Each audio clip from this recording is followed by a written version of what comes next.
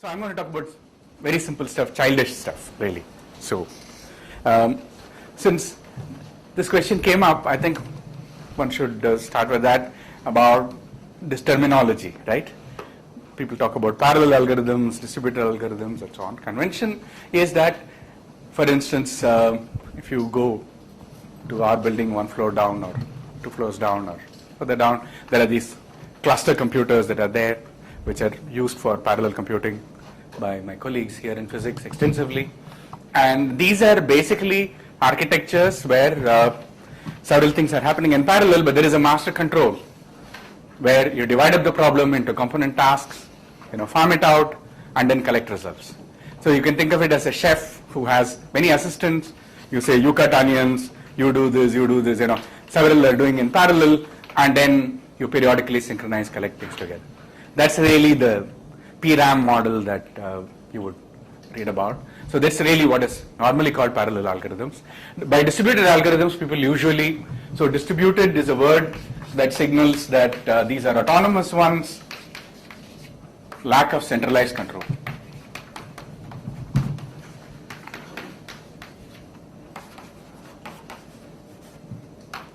Now, and as I said, concurrent is a terminology that Dijkstra suggested in the late 60s and early 70s as a way of abstracting out of both notions like parallel ones or distributed ones. Things happen concurrently with centralized control or not. So this is but all these things are changing very fast and very rapidly now. So I would say, one should not take any of this as hard and fast definitions and rules. Because when we talked about this multi-core architectures, typically, many of the things being talked about today are many different processors with one common memory. That is the picture that Kamal drew. But even as we speak, there are many architectures where each core comes with its own memory as well, right? And then there are memories that communicate. So, and then that will be closer to a distributed model. So I think one should not get too much into these things for now, because all I can say is that this thing is changing rapidly. The essence of this is things happening in parallel and communicating with each other, right? Only thing is about when you want to think about it from the perspective of algorithms. So Kamal was mostly talking about it from the perspective of programs, from programming language perspective. So you have some programming language. How do you drive all this thing? From an algorithmic perspective, there's basic algorithmic notions that we are used to. How do you think in a distributed fashion? And that's not easy if you want to do things concurrently. Okay, so let me start with the really childish example that I like. Okay, that counting, right? How far can you count on your fingers? 1, 2, 3, 4, 5, surely. But any more than that? Can you? Oh, 5 you can count, no? But beyond that, I know people who do like this and so on. No? So, yeah. How far can you count? Only 5? 20? Like this, right? Yeah. But how far can you go? You tell me. Up to? 20? How will you do 20? Show me. 3. Yeah, start. What is 0? Well, okay. 0 is not there. Start with 1. Yeah. 1, 2, 3. Where is 4? 4 is this. 4 is like this, is it? Okay. Yeah. And well, sign language they use, I don't know if you know sign language, right? At least the English alphabet for 26 they use. And it's a bit complicated, but you can do it, yeah. Anyway, yeah. You got up to 4 now? 5, 6, 7, 8, 10. 5, 6, 7, 8 like this. Okay. Again 9, 10, 11, 12. So with 4 fingers, I can see you'll go up to 15, 16, but what about this one? 17, 17, 18, 18, and then? 19, and last. No. So I can only see 17, 18, and 19 in this. You're cheating. Okay, so this is how I would count. I'll go up to 31. Okay, 0, 1, 2, 3, 4, 5, 6, 7. Make sure I'm not cheating, right? I'm not repeating anything. 8, 9, 10, 11, 12, 13, 14, 15, 16, 17, 18, 19, 20, 21, 22, 23, 24, 25, 26, 27, 28, 29, 30, 31. Right? So how did this happen? Binary. Right. Trivial. Right? Now, thing is, when I do this with children, right? Now, I can't use all this, eminent people as volunteers, but if I had school kids, primary school kids, I have 5 kids standing here, and I want to tell them that, okay, you are little finger. Imagine one child here who's acting as little finger. Then one child here who acts as ring finger. One child here who acts as middle finger. One child who acts as index finger, and one as thumb. Now, I want to tell them that what do they need to do? Instead of my putting up fingers like this, they have to put up their hands up and down, right? And they have to count from 0 to 31. 0 is easy, everybody's hands are down. Now what should each child do? What will you tell each child? Let's start with the child who's acting as little finger. What should she do? Just up and down, right? Okay, I need some signal, let's say that I'll whistle, right? Some whistle or something, and every time you hear a whistle, what should you do? If it was up, you become down. If it was down, you become up. So the little finger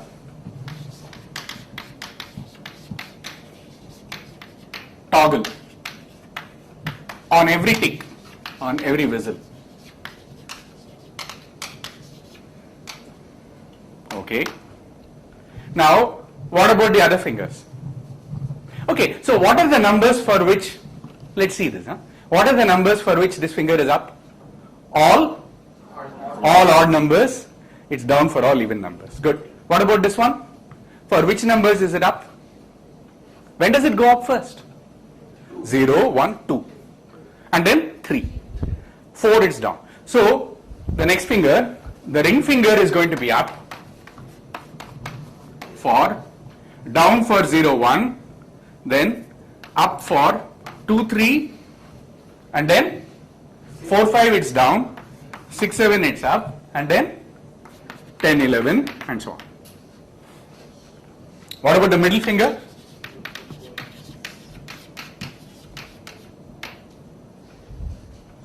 When does it come up? 0, 1, 2, 3, 4. This is when it comes up. So middle finger will be up for 4, 5, 6, 7, and then down for 8, 9, 10, 11. Will come up again at 12. 8 plus 4 is 12, right? So 13, 14, 15, and so on. So this will be 2 down, 2 up, right? First 2 whistles you keep it down, and then you put it up, remain up for 2 whistles, down for 2 whistles, and so on. So this one is, middle finger is 4 down, 4 up. Now we get to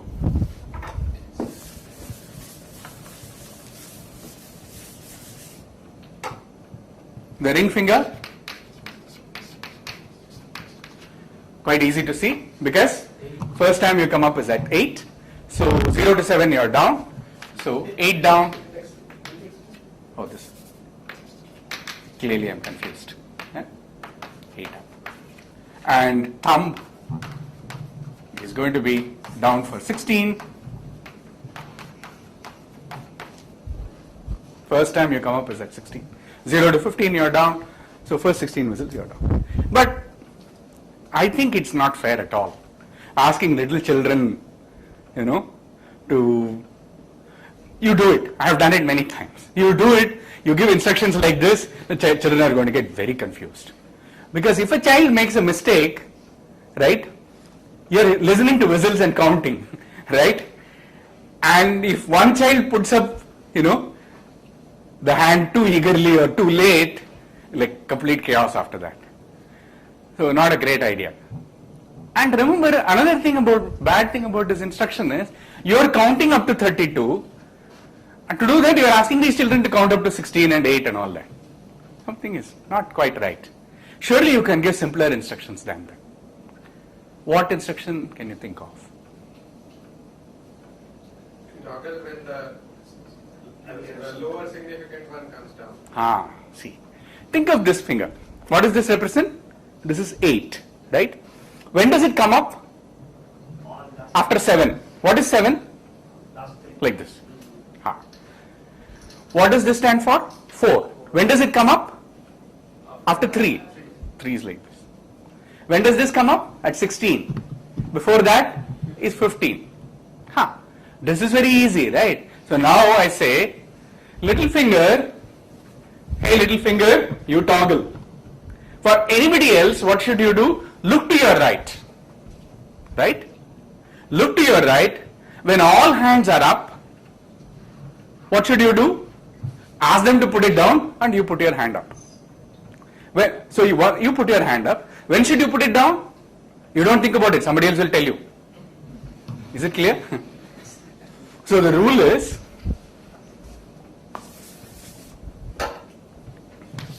so little finger, toggle on a whistle.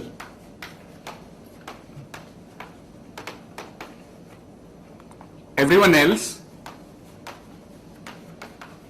look right. When all hands are up,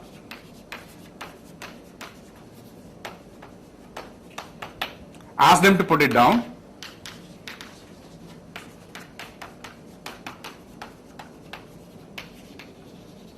And put your hand up.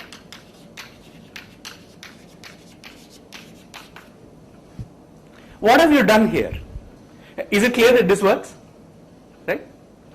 So each person just this thing, and you keep your hand up until somebody to your left is going to tell you to put it down. Is the idea clear? Is it clear that it works? Okay. And children understand it immediately, no problem at all. Now what's the difference between that and this? You wanted to solve a problem of counting, right? Counting up to 32, and you did it using counting up to 16, 18 and so on. Instead there is no counting at all here, right? Now that makes sense. If you are building, what are we doing? We are talking about an n-bit counter, right? Each is one component of the counter. It doesn't make sense to build a counter and say each of this can count also, right? Shouldn't have that much memory. Now, what is the memory required for each of these fellows here? 1. You are only showing your hand up and down. That's the output you are giving. And you don't have to remember a thing. What are you replacing memory by? By observation, by message passing, whatever you can call that, right?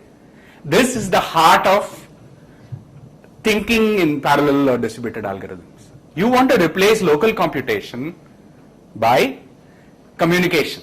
The trade-off is always between computation and communication. Now, this little cute example, you can get rid of all computation and replace it all by communication. But that's really the trade-off that you want to explore. How much I can compute locally and communicate, right? And here, I have said something like this here. When all hands are up, that means I am assuming some connectivity. What is that? I am assuming that, well, hands are connected. Children are connected because they are seeing each other. But if you were to think in terms of processes and processors, what you are saying is that the little finger need not see anything.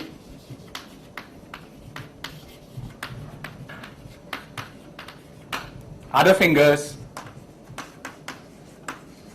see all processes to the right. So to the right already says there is some directionality. I'm connecting them in sequence and everyone can see all the rest. So this is the second point that is a critical difference when you move to distributed algorithms. There is an underlying graph of connectivity, right? The connectivity is critical in the whole discussion. So in general, when you say a distributed system, you are talking about processes connected in some particular fashion. There is some underlying graph. And that's a very critical thing in this whole business. I think I was mentioning it in my lectures and games and distributed systems and so on, that this is one critical departure that we forget. What is a normal computational model of an algorithm? An input is presented to you, right? How is the input presented to you? Maybe as a sequence. You take each component, finding the maximum of n numbers, What do? Well, you assume that it's presented to you as an array, right? You compare elements and proceed. So in a distributed system, in general, you can't make such assumptions, right? Input may be coming in different ways. First, the input comes from other processors. This is very important, right? You have some external input and you also have communications. And the underlying graph of connectivity is very critical. So immediately you should ask here, do I need this much connectivity? Should each finger, each process be able to see everyone to the right? Certainly not. So what should I do to improve this? Yes? Previous right. Yeah, but then tell me the rule, no? I have to change the rule. Well, look at our friend here, 8, right? When does 8 go up? Look, so in terms of only what is happening to the middle finger, what should I do? When I am down and I have to go up, okay, and then I said I asked to put up, not quite right. What should I do? Let's start with little finger. Just watch once again and see if you get the idea. 0, 1, 2. When this goes up, what has happened to this fellow? It's going down. Okay. 3, 4. When this went up, what happened to the one to the right? It went down. Okay. There seems to be one rule that whenever person immediately to my right is going down, I go up or toggle. There is a difference, right? It may not be going up. Okay. So this is 4, 5, 6, 7, 8, 9, 10, 11, 12, 13, 14, 15. So is it clear that, so when do I toggle in general? When the one immediately to the right is going down, I toggle. That's it. And we have taken care of this one when it goes down, right? So please do it yourself. Write down this bit string 0000 to 1111 and see what happens, right? You will see that I can replace it by this local decision, namely, and this is something again dear to distributed algorithms. In general, you have a graph of connectivity and you would want to assume that all you need to see is only your adjacent processes. If you can come up with an algorithm where all your decisions are based on what you see in the immediate vicinity, in some bounded neighborhood, that's considered a good algorithm because you don't know how big the graph is going to be, and in general you want to make local decisions. So this is one important decision. And this is, that's why I said, parallel algorithms also, it's of that kind, hypercube structures and all. You will see in general, you want to communicate only with your neighbors. So that the trade-off is now, first, trade-off is between computation and communication and connectivity. You would like to do all your communication based on as much local information as possible. You don't want information to necessarily having to travel from one end of the graph to another end of the graph. It should not depend on that as much as possible, right? And then in the literature you will find a so-called class of wave algorithms. I don't have time and I'm not going to go into this. This is only to refer to. Leslie Lamport has developed some very, very interesting wave algorithms. So these are considered wave algorithms where every process always communicates only with its neighbors. But the influence spreads you can think of like a wave, right? So information going from one end of the network to another proceeds in a sequence of waves, and then you compute how much you need, etc., etc. So I'm not going to go further on this counting example. This is to give you an idea of how one thinks about these things, right? Is the idea clear? And you see that the basic idea, the basic thing like we are talking about, like counting, for instance, already looks different when you start thinking in this, mode of where things can happen concurrently. And of course, this is completely sequential. That's also something one must realize, that even though processes can operate concurrently, they are, sequentialized by my algorithm, right? And you want it because you want an n-bit counter which proceeds sequentially. Fine. But in general, part of the idea is also to allow as much concurrency as possible, not make processes wait for each other. Here is one where they have a centralized control. What is the centralized control here? The whistle, right? There is a clock ticking, right? When do I take any action? When I hear a whistle, right? And that whistle is common to everybody. So there is one physical clock that's synchronizing all the activities. Okay. Now, that again may not be in general the case. And you would like to design algorithms where you don't want to assume that there is one single clock. Unfortunately, I'm not going to go into that kind of thing at all because that's much more complicated for today's purposes. So let me start with something that's the most routine thing that we do. The common clock is counting under Oh, by the way, that's an exercise. That's an exercise to think about for this particular one, right? Think of these children not as sitting in one room, but equipped with today's mobiles, right? So, I should act out in my room, but somehow together we should act out an n-bit counter, right? So, the only one who will operate autonomously is the one acting as little finger. But notice that what is the modification that we did that I have to see? I have to look at my right neighbor, right? And I have to see when her hand is going down, and then I toggle my state. This is what I said. That means what? I need to get a message from that person saying, hey, I have just put my hand down. And then I toggle, right? And when I'm toggling, if I'm putting my hand up, I don't have to say anything. But when I'm toggling, if my hand is going down, what should I do? I should send a message to somebody who is my left neighbor. So it doesn't matter where those persons are. As long as I know who is my right neighbor, who is my left neighbor, what is the URL or whatever, I can send a message, right? That's all. So you can give a message passing implementation for this, eliminate the global clock. Is that clear? Suresh, does that answer the question? It doesn't. Okay.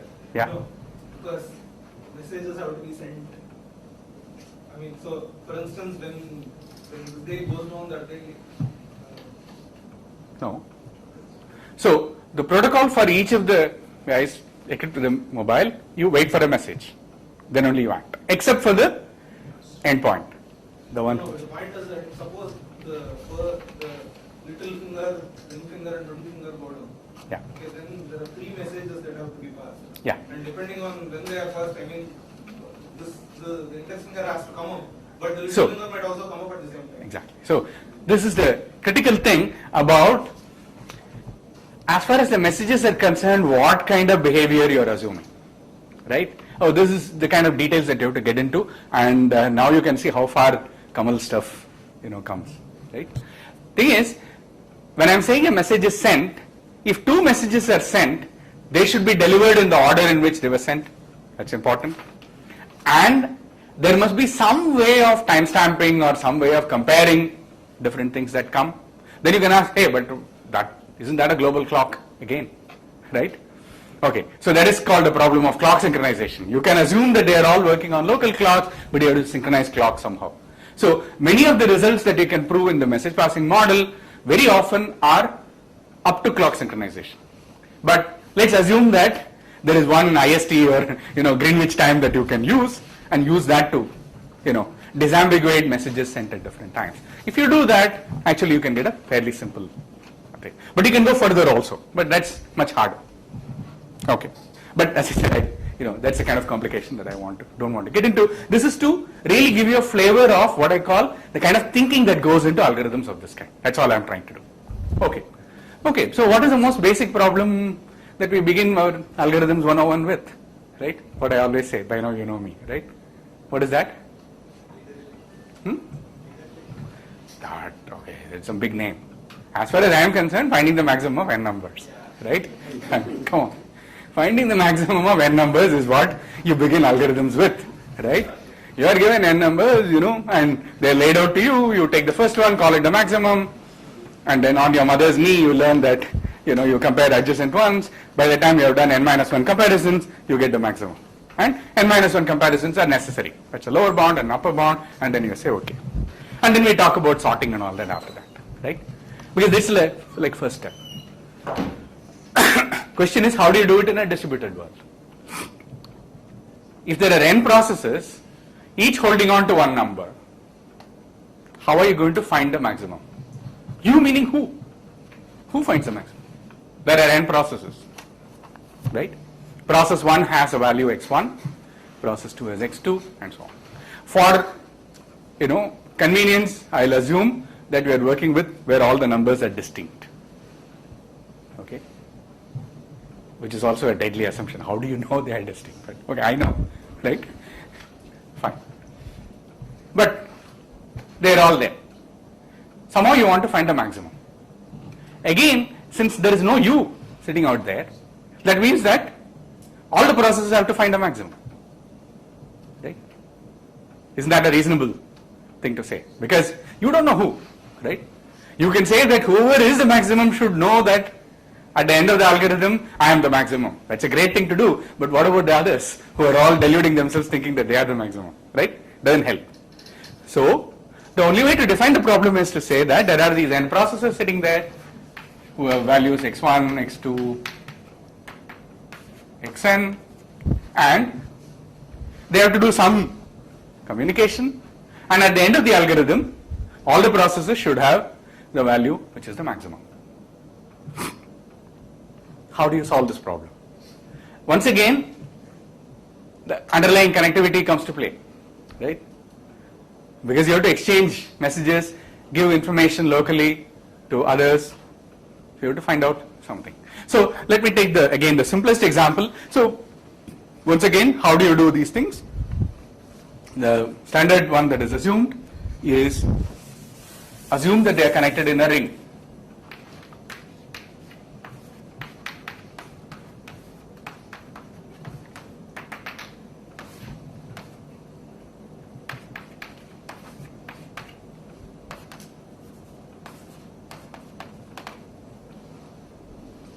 And I have made it a directed graph.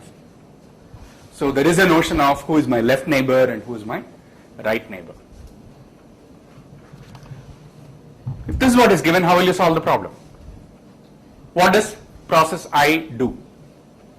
Processes are sitting at the nodes and the edges represent how they can communicate, right? An edge from here to here means that a process will send a message to the one which is I plus 1. Okay, so what does process I do? Yes?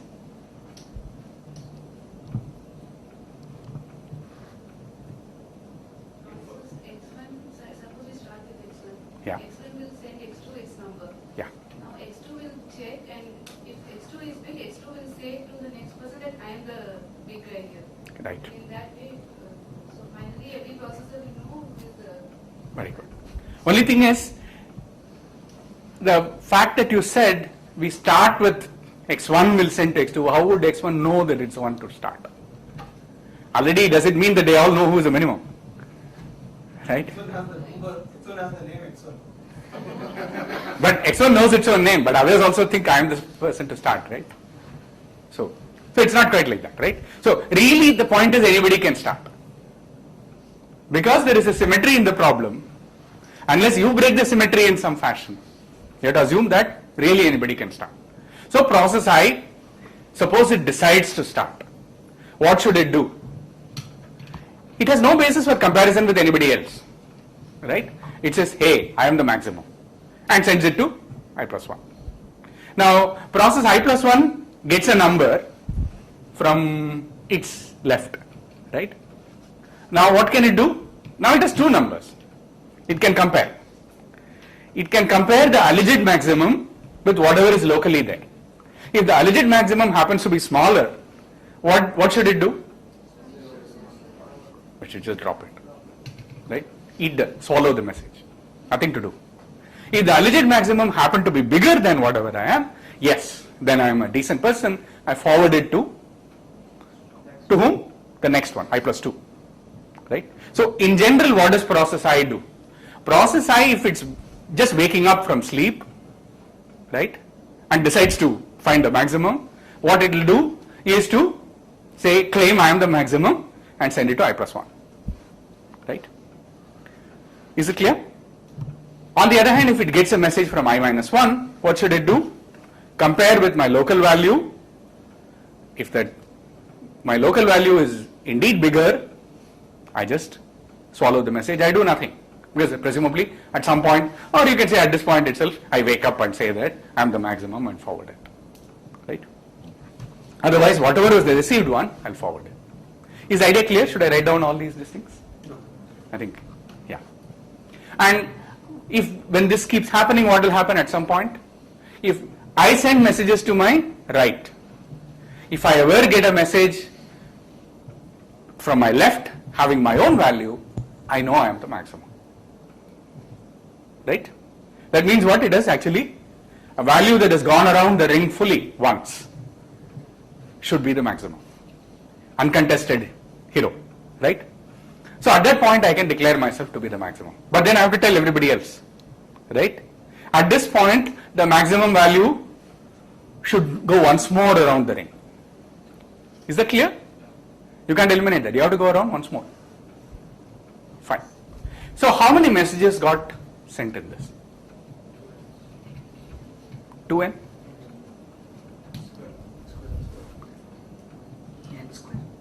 N squared? Why n squared? No, 2n minus 2n minus 1? That's even better. Huh? Well, that n is, we said once the maximum is found, it has to go around the ring once. So an extra n messages you do need, right? Okay, so that n we keep separate. First, finding the maximum. Yeah? What is the worst case you can think of that you should think about, no? Right. We said, I arbitrarily said, nice clockwise pradakshina, right? And if the values happen to be, given to you anti-clockwise, you are, nicely ordered. Then what happens? Process I will send I messages. Is it clear? In the worst case, process I will send I messages. Worst case.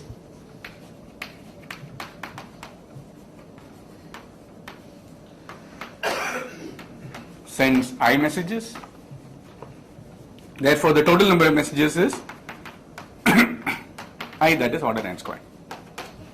So once you have order n squared, that extra n is small change. Let's not worry about it, right? So can you do better than that? We'll assume the same connectivity, same kind of connections and how they talk to each other, but can one do better than that? Is there some reason you don't want to break this symmetry and have each person do exactly the same thing? If you have somebody who you know is going to be the start, then you don't need. I erased that, I shouldn't have.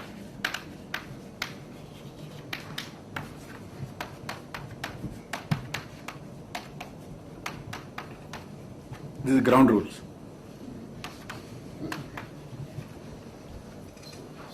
And, okay, since he has asked, why is this a golden rule? Why do I want to not, elect our dynamic leader and But then what ask her in to? that example, in the way that was special, right, as compared to the rest of the. In fact, that is why I would say, in the convention I was talking about parallel and distributed, right? That was parallel, right? There is one, the great leader who is blowing the whistle, right? And everybody is acting according to her whistle, right? And in Tamil Nadu we know how that works, right? So, whereas this is, godless, so it's completely distributed. Right? Now, but why do you want something like this? Why should you take it so critically? And obviously, come on, one process, everybody sends the value once, and that person finds, good old finding a maximum, n minus 1 comparisons, sends it back, tells everyone. Why not do that? So here is the leader. Yeah? Yeah? Why not do that? Well, the reason is why you think about this at all. One very important reason is fault tolerance or failure tolerance. That's the correct term. The whole reason for going to distributed systems and computing at all is because if something fails, the rest of the system should proceed smoothly. And this becomes a weak link. If that fails, the whole thing collapses. That's one important reason. So process failures is something that's taken very seriously in this whole thing. Another is simply because it's given to you, like internet, right? Geographically, these are systems that are there and they are autonomous. So here, that's one, you can't tell them what to do, right? If you're looking at internet protocols and so on, right, TCP/IP, how that works, things just come at will and join and leave, right? And they're geographically separated, they are distant machines. You can't have centralized control. Who's going to follow? You can't. It has to be something agreed on by all parties who will, join at will and leave at will. So it could be simply geographical or whatever necessity. And another very important thing which Dijkstra talked about, which I think is important, so let me mention that, is timescales. To me, this is one of the most persuasive reason for thinking about distributed algorithms at all. And as I said, this is really Dijkstra and Lamport. And mainly because you are talking about processes that can run on completely different timescales, right? Human beings giving input operate in seconds, right? Printers printing things operate in maybe milliseconds. Memory transfer operating in microseconds. Registers operating in nanoseconds. So by the time you hunt one key and press, the CPU could be doing billions of calculations. It doesn't make sense to think of, just because we have abstract pictures like this, right? Don't think that they are all operating on the same time scale, right? These are abstract pictures, and that's how we should do algorithms. When you're designing algorithms, you shouldn't be sitting and thinking, oh, that's a printer process, and this is a memory transfer, and so on and so forth. Just think of them as processes, threads, right? And really, this is one of the tremendous insights of Dijkstra that led to the early operating systems that could do all this multiprogramming, right? The THE multiprogramming system, but Eindhoven was the one built on this kind of insight. I say that I'll do all my development assuming they are just processes operating concurrently. So don't think about timescales at all. That's a very liberating thing. And you can start thinking about how things will go. And then you only look at how messages are sent, when the kind of question that Suresh raised earlier about what if they come at completely different times, how will they synchronize? Yes, those are important questions to discuss. But the main point is that you can reinvent your familiar theory in this model as well. And it has proved to be extremely important and useful. I mean, internet is perhaps the biggest gift computer science has given to the world, right? Not the problem solver, the Turing machine, which computes things. That's very important. But really, internet is the, tremendously flexible mechanism where, modes of communication are not what you could have dreamt of. And this is my cue to mention that today is Turing's birthday. Turing centenary.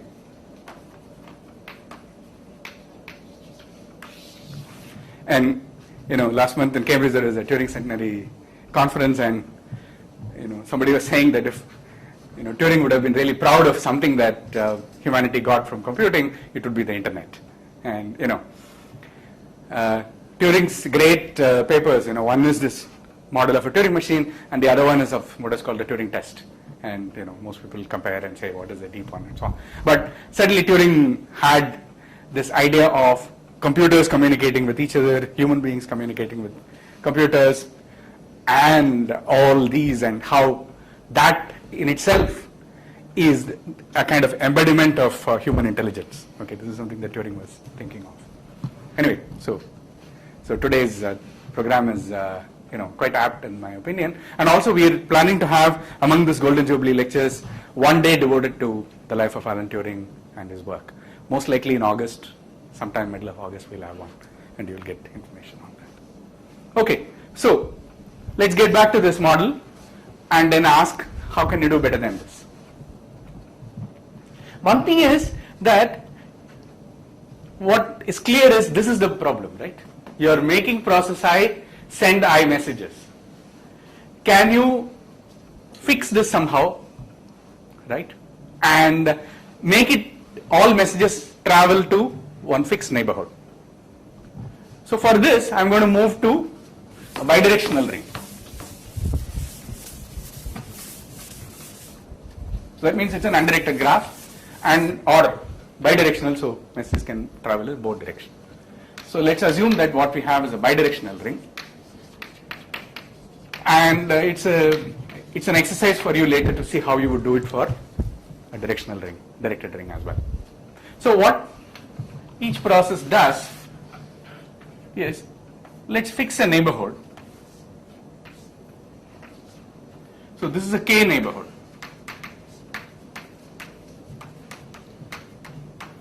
For each process. Okay, K on this side and K on this side. So K neighborhood has two K plus 1 processors. Okay. And what does, and this is a very typical solution that's provided and almost like a paradigm way of thinking, right? When you have something you want to improve, what you do is fix in neighborhoods, and things always happen, everybody is always operating within their neighborhoods, and you expand the neighborhood as you go along. This is the idea. So what a process does is, when it decides to do something, it sends whatever its value to its neighborhood, right? So take the first case, one neighborhood. What does that mean? I tell my value to my right neighbor and to my left neighbor. And then what do? They check, they do the comparison, and if one of them is bigger, what will they do? They send it back to me, right? If it turns out that both of them say it's okay, I announce that I am the local leader, local thug, right? So it's all by deciding. So, and then the thing moves to the next phase. In the next phase, I already know that I am the leader in a 2 neighborhood. Then I go to the next neighborhood, 2 on each side. Among the 5, I am the leader. It keeps happening like that. Is the idea clear? Now what will happen? In general, so let me see.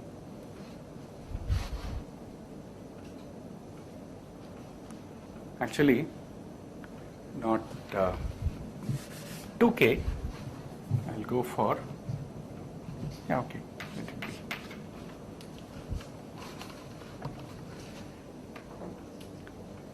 How many neighborhoods like that should I look for?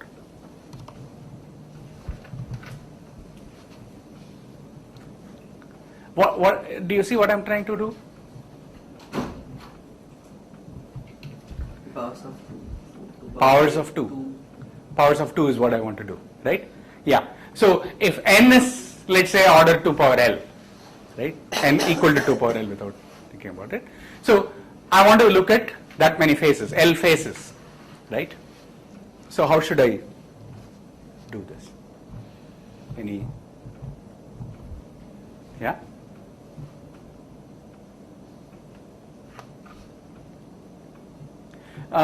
So 2K, if I have only K, what are the kind of values of K that I want to work with?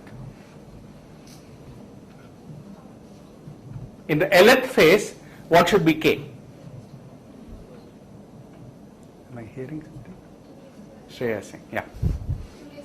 2 raised to the L. This is what I want. In the Lth phase, K equals 2 power L. This is all I need. Because then what will happen? I'll start with what is the first phase, right? 0th phase, if you like.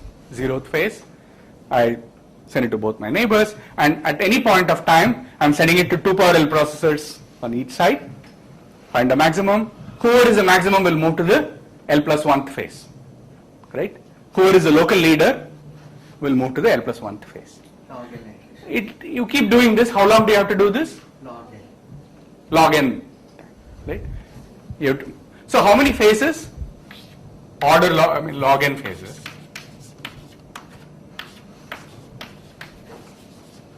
Okay. Now in each phase, how many messages are sent? To elect a local leader, maybe I don't need this anymore, I can use this. To elect a local leader,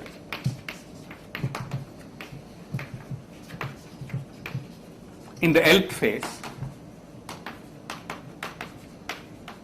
how many messages are sent? 4 times 2 to the L.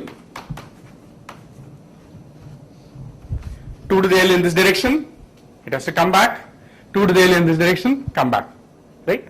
4 times 2 to the L messages get sent. Messages.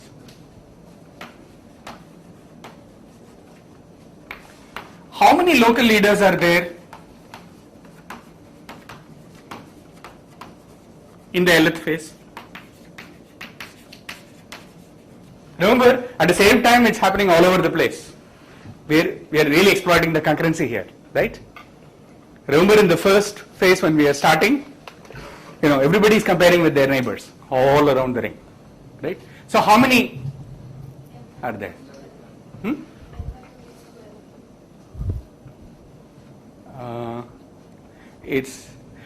Think about it this way. Between 2 leaders, how many non-leaders must be there?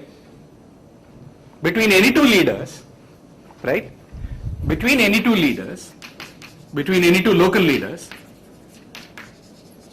2 came. 2 to the, that's case L, Yeah. 2 to the L. Yeah. So, yeah. Between any 2 local leaders, there must be 2 to the L minus 1 non-leaders. Surely. Right? Between any 2 leaders, there must be 2 to the L minus 1 non-leaders they must be separated that way. So total number of local leaders in the Lth phase will be n over 2 to the L minus 1. Oh no, 2 to the L minus 1, I'm sorry. Yeah.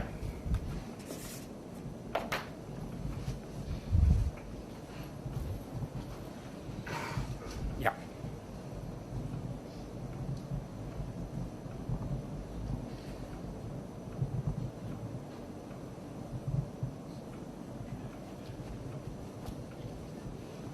Okay. So now you can see how many you need, right? We have already seen that each time you are sending 4 times 2 to the L messages, right? And so how many of them are sending messages? So you will get 4n. There is a factor of 2, and so 8n, right? So the total number of messages that we are talking about is 8n log n. So it's order n log n. With order n log n messages, you can actually find the maximum, and then you need another n messages to announce the maximum to everybody. That's again small change that you can add. Now this is not the best you can do. I think some 1.27 n log n is, I think, the known upper bound. So some such thing. I don't know precisely. And I don't know what is the latest on this and so on. So this one is already about at least 8 years old or sometime around. Okay. Not much time, but let me try to say how you would do something. What about the lower bound? Right. Okay. So as I said, I have given this idea for a bidirectional ring. Think about how you will do it for when you can't communicate on both sides. You can still get an order n log n algorithm, and that's a nice exercise to think about. Okay. Now, how do you prove lower bounds on something like this? Right. I'd like to show that this is in fact, n log n is in fact a lower bound. So I want an omega n log n. I want to force this algorithm to send omega n log n messages. Any algorithm for doing this. Okay. So again, to give you a flavor of the argument, how does that go? What I do is basically any ring that you take. Okay, so I'll assume a ring that's so it's called non-uniform. It's a bidirectional ring.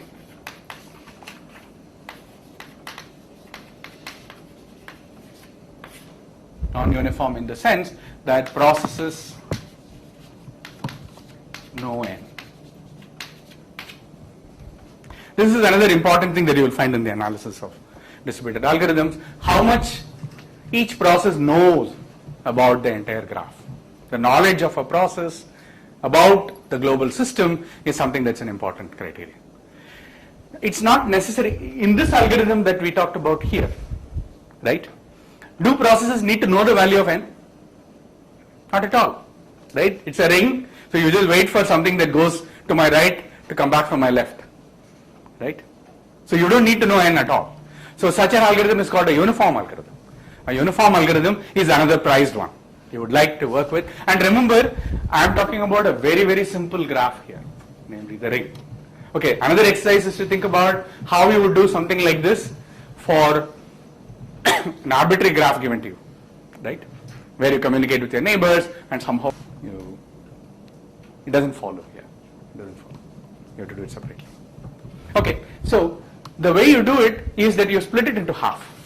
Think of it as two rings of size n by 2.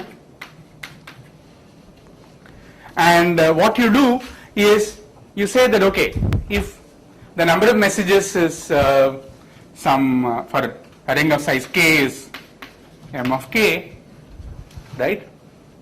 What you argue is that each of this then therefore you will be sending twice m of k messages, and then you must add at least k minus 1 by 2 messages. To communicate between these two, when you put it together, you argue that you must send some order k minus 1 2 by 2 messages. In which case, the recurrence is very straightforward. You will get n log n because m of 2 is greater than 1. Why is that? Suppose there is a ring of size 2. That means there are only two processors, right? Then each should know who is the maximum, right? So P1 must send a message to P2. P2 must send a message to P1. So you need two messages, right? M of 2 is at least 2, right? And that's basically the idea that you want to make use of. So M of 2 is this one, and what you are saying is that M of n is greater than or equal to twice n 2 plus n minus 1 by 2. And that gives you order n log n. So this is a critical argument. How will you argue that? The way you do it, as I said first, it's the same argument effectively here. Look at all the processes here, P, and all the processes here, Q. So everyone in P must know, supposing the leader is from Q, right? The maximum value is in Q, right? The maximum is sitting somewhere here, and somehow all the processes here must know who is the leader, right? So if I take two rings of size n by 2 and connect them up to, so let's say that this is E1, this is an edge E1, and this is an edge E2. Now what we are doing is to break this and connect them up as some E1 prime and E2 prime here. This is what we are doing, right? What you want to argue is that messages, at least k by 2 messages must go from here to here, or k by 2 messages must come from here to here, right? The only problem is that if you pre-decide which edge, right, your adversary may force things to go on the other. So that's why you want to make sure that this is done a little carefully. Now that part is a little subtle, I can't do through hand waving. I mean, because with hand waving I can even argue that what I just said anyway, which is actually wrong. So there is a formal analysis that is done, and here what you do is you take sequences of executions, and then you argue that I consider all executions that happen here using only this part. Let me call that some sequence alpha 1. Take some sequence here that of executions that messages that happen here, call it alpha 2. Already I am making sure that twice mk messages are here. Now consider any completed execution of the algorithm, because we don't know what the algorithm is, right? You're asking, take any algorithm, take any completed execution, say some alpha 3, and then you say that I should be able to go to a prefix of this execution where I'm not sending any messages at all, right? So that's some alpha 2, alpha 3, alpha prime that you come up with. Now you sit and argue what you're going to do, right? Look at all, you can say that now there is an extension of this where no messages sent on this at all, no messages sent on this at all. Start from there and now schedule the execution. Say that there is at least one execution where the processes here are contiguous, the processes here are contiguous, and let's say, without loss of generality, the leader is here.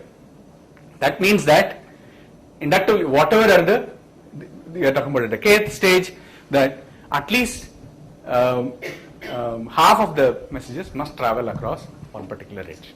There is an execution where I can schedule this. If that is so, in the worst case, that algorithm will take this many messages. This is the kind of thing.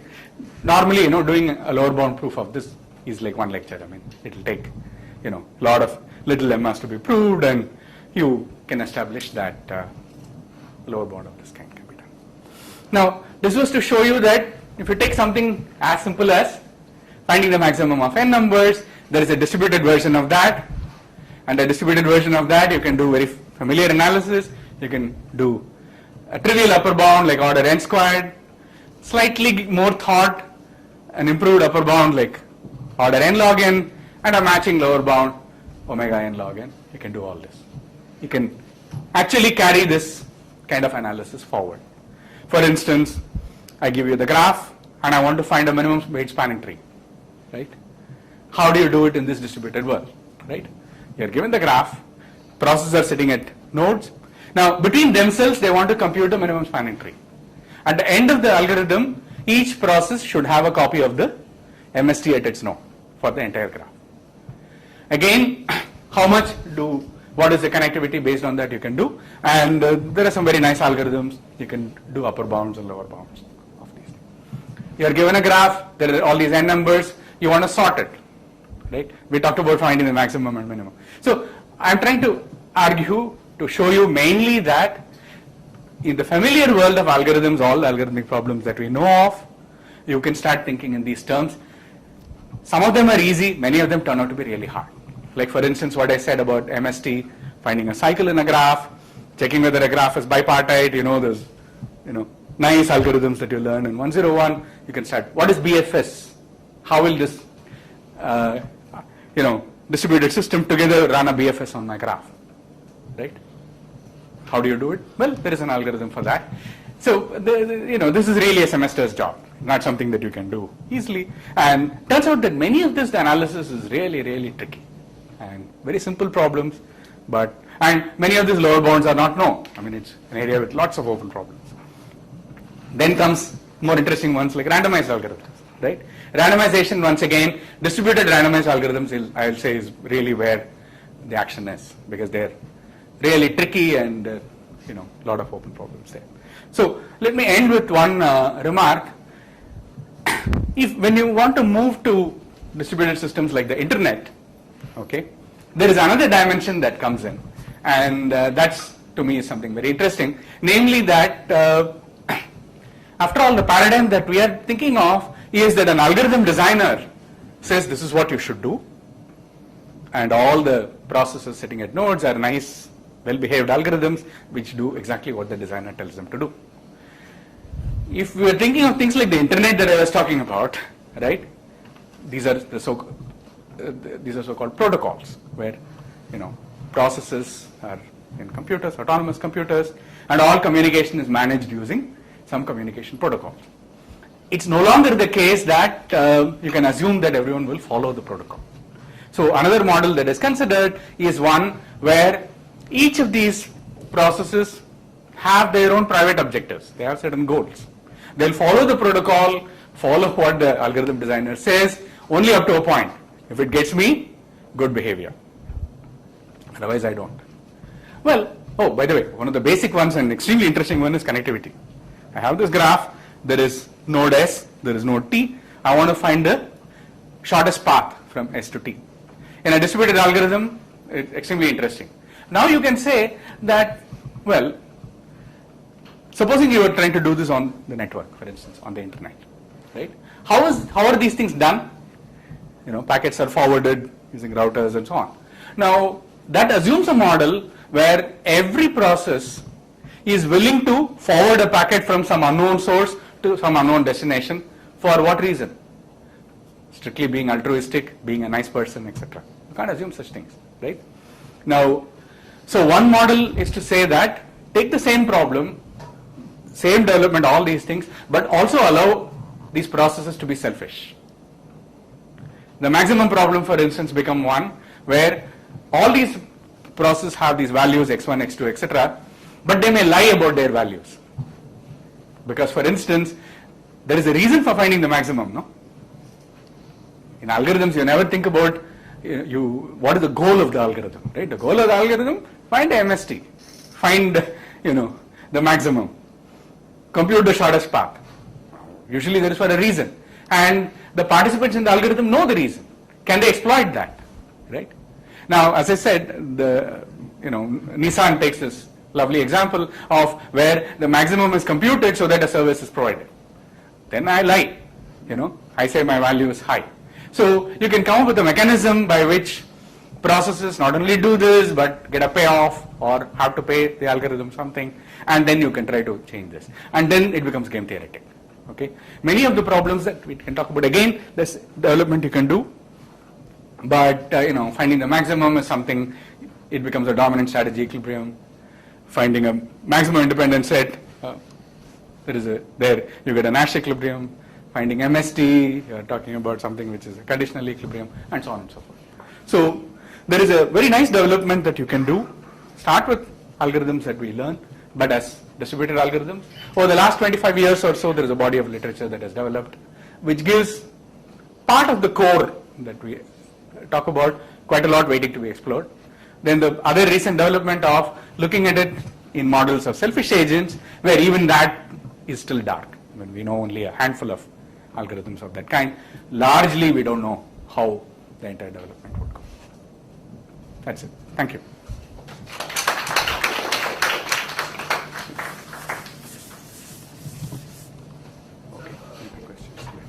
Why do we take ring as representative for solving all these problems? Okay, so it's a very good question. You have to assume some connectivity, right? Now, so first you have to assume that it's a connected graph.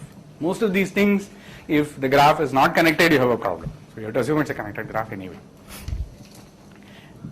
It's a bit like finding the MST, right? Minimum spanning tree of the graph. Or in many algorithms, distributed algorithms, somehow you want the information to reach everybody in the network, right? So it's not that you assume that there is a physical connectivity, which is a ring, right? The physical connectivity will be a graph. What you will do is to come up with some ring connecting all the processes.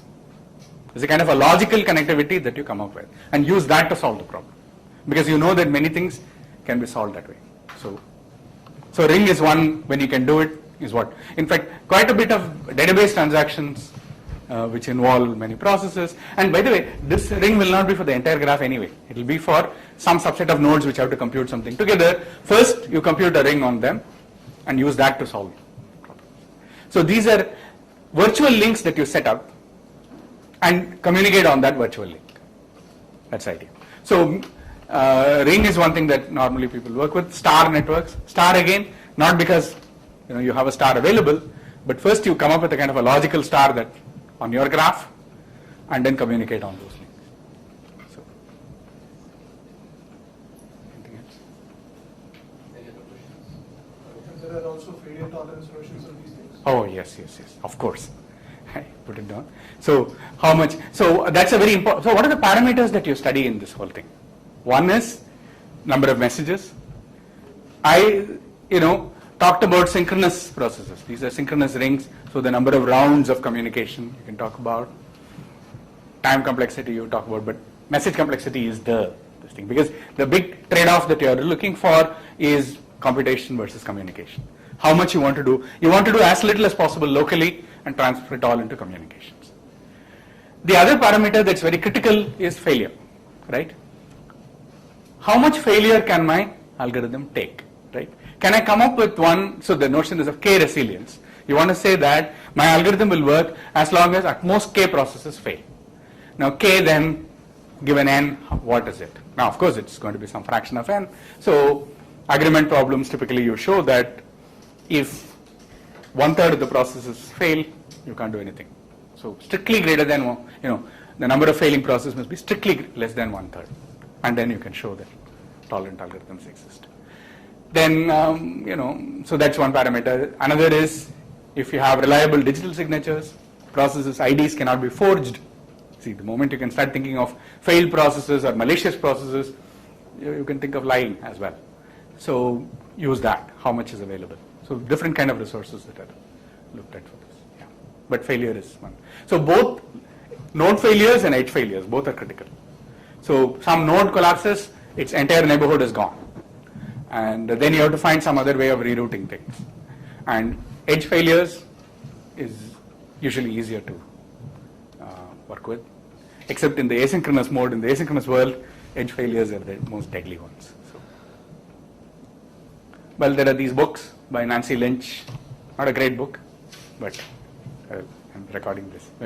Yeah, I hope you will edit this out, right? Yeah, but it's there, and it's a tome. It's something that there is also a book by Gerard Tell, and there are a few, but Barbosa. Peleg is a little better, but they're all better for different things. So unfortunately, that's the situation. Can other topologies can be mapped to ring, for example, hypercube, so that you can form a ring there? You can, but it's usually pointless because the algorithms that exploit the structure of the hypercube, are so structure dependent that when you do this, you lose all the flavor of these. So this works in the distributed case. I mean, when you have a hypercube architecture, which you can have on your board stacked up like downstairs, it's best to use that, and you get much better results.